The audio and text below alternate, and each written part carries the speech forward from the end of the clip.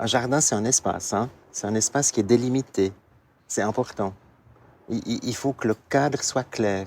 C'est rassurant, ça permet de savoir où on met les pieds, littéralement. Hein? Donc c'est au cours des années qu'on est arrivé à ça. Hein? Il y a des périodes intermédiaires où c'était pas très clair, les gens marchaient pas vraiment où ils auraient dû, c'était source de tension, etc. Maintenant, c'est à peu près bon. C'est donc un cadre dans l'espace, c'est aussi un cadre dans le temps. Un jardin, il y a un moment où on va commencer, au printemps, on va dire, il y a un moment de soin, il y a un moment de fructification, puis après, on le laisse roupiller pendant l'hiver. Donc, ça met tout ça en évidence. Le cadre, où est-ce que je suis, jusqu'où je peux aller, où s'arrête mon jardin, où commence celui d'autrui, et puis dans le temps aussi, dans la durée. Et cette durée, j'ai cité une saison, ou plutôt une année. Des personnes qui nagalivent viennent pendant des années, donc vont s'occuper de leur petit jardin pendant des années. D'autres vont pas mordre à l'hameçon, ils vont essayer, puis c'est pas leur truc, ils vont se retirer. Donc il y a ces deux éléments, hein, l'espace, le temps. Pour retrouver des critères, c'est bon. La notion du plaisir, un jardin, ça produit. Par définition, un jardin produit. Au meilleur des cas, des fruits, des légumes, des fleurs, des odeurs, des je ne sais quoi, et des mauvaises herbes. La toute-puissance, elle n'a pas de place. Un jardin, c'est toujours une négociation. Il y a du soleil, il n'y en a pas, il y a une limace ou 20 limaces. Quel est mon sol, etc. Donc tu négocies, il y a des surprises, des bonnes et des mauvaises. C'est assez fascinant. Les gens arrosent, ils viennent exprès pour entretenir. Oui, il y a une responsabilité. C'est quelque chose qu'on va soigner, dont on va prendre soin. C'est quand même pas mal. Prendre soin de quelque chose, ça veut dire faire preuve de bienveillance. Ça veut dire avoir une intention, un objectif qu'on désire atteindre. Je veux des tomates. Est-ce que j'y arriverai, est-ce que j'y arriverai pas? Il y a tout ça qui est mobilisé, mais de manière légère. C'est pas lourd, c'est pas didactique, c'est pas... Le jardin est et reste le lieu du meilleur. Des meilleurs fruits, des meilleurs légumes, des meilleurs échanges, des meilleures déambulations, conversations. Le jardin est l'espace de l'honnête homme. Donc, ça, on le sait tous, ça. Non, il y a plein de choses.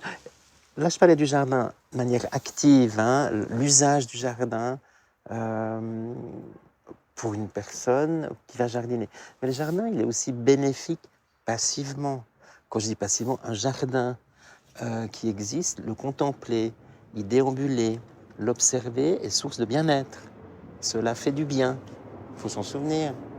Et ce que j'aime bien aussi avec les gens avec qui je travaille, qui sont des gens adultes, avec des difficultés sociales, souvent avec des problématiques de pensée, psychiques, psychiatriques, et souvent de milieux modestes, c'est-à-dire où l'accès à la connaissance, à la culture, à la lecture, ça ne fait pas partie de leur monde évident.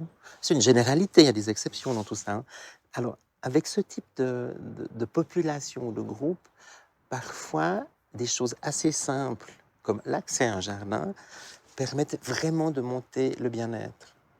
L'article fondateur de tout ce qui concerne les IJABT, jardins à but thérapeutique, donc c'est 84, c'est Nature, et dans un article court, hein, de 2 pages, très élégant, il a démontré qu'effectivement les patients dans un hôpital qui avaient vu sur le jardin, donc juste un regard, un lien passif, ils n'allaient pas jardiner, se portaient mieux que les patients qui voyaient un décor urbain. Et le mieux se traduit par moins d'antalgiques, moins de remarques négatives dans les dossiers et des séjours plus courts. Donc là, c'est la première fois que dans un setting vraiment scientifique, très très élégant, hein, il a pu être démontré le bénéfice du monde extérieur sur notre santé. C'est pas le même contrôle que tu peux avoir dans d'autres disciplines artistiques où tu as l'impression, ou plus l'impression de maîtriser l'ensemble des choses. Là, tu as tous des processus d'une complexité folle, des processus de la vie qui sont en jeu. Et puis chaque année est différente. C'est le réel de la nature, hein, des processus vivants. Chaque année est différente, c'est ce que je trouve assez intéressant. Chaque année va favoriser certains végétaux et animaux ou associations végétales. Puis d'autres seront un petit peu en retrait parce que trop d'eau, pas assez d'eau, trop de chaud, pas assez de chaud, etc. C'est dynamique. Ce qui est difficile, hein. Je ne sais pas s'il y a des cultures où on est meilleur, mais je trouve qu'on n'est pas très bon pour se représenter la dynamique des choses. On aime bien on adore quand c'est une jolie image, puis que c'est un peu fiche. Non, mais c'est vrai, il y a un côté rassurant. Là, ça bouge, hein, ça bouge.